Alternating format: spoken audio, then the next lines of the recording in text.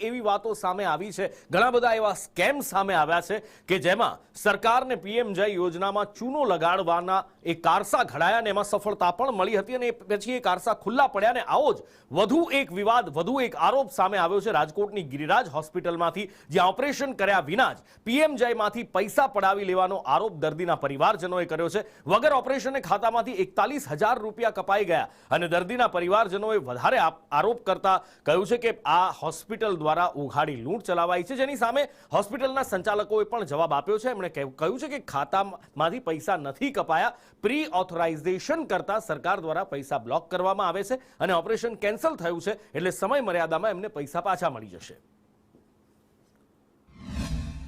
બનાવમાં એવું છે કે મારા પપ્પાને સર્જરી હતી પથરીની, અહીંયા ગિરિરાજ હોસ્પિટલમાં અમે એમને 1 તારીખે એડમિટ કર્યા હતા અને 2 તારીખે સર્જરી હતી, પણ એમને સવારે જ 2 તારીખને સવારે જ એમને થોડો માઇનોર એટેક આવી ગયો એટલે સર્જરી કેન્સલ થઈ। પણ મારા પપ્પાને આયુષ્યમાન કાર્ડમાં સર્જરી કરવાની હતી એટલે એના માટે એપ્રુવલ આવે પછી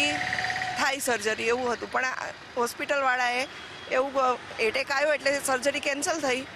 તો પણ એ લોકોએ પીએમના જે છે આપણો આયુષ્યમાન કાર્ડ એમાં એવું બતાવ્યું છે, ડિસ્ચાર્જ સમરી અમને આપી દીધું અને એવું બતાવ્યું છે કે ઓપરેશન થઈ ગયું છે ને ઓપરેશન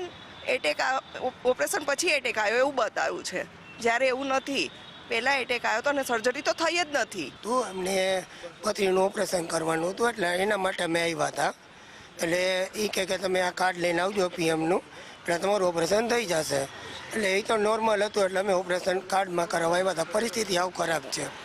જે અમારે જે બનેવી થાય એની પરિસ્થિતિ આવ ખરાબ છે અને પછી એને ઓપરેશન હતું બીજી તારીખે, ઓપરેશન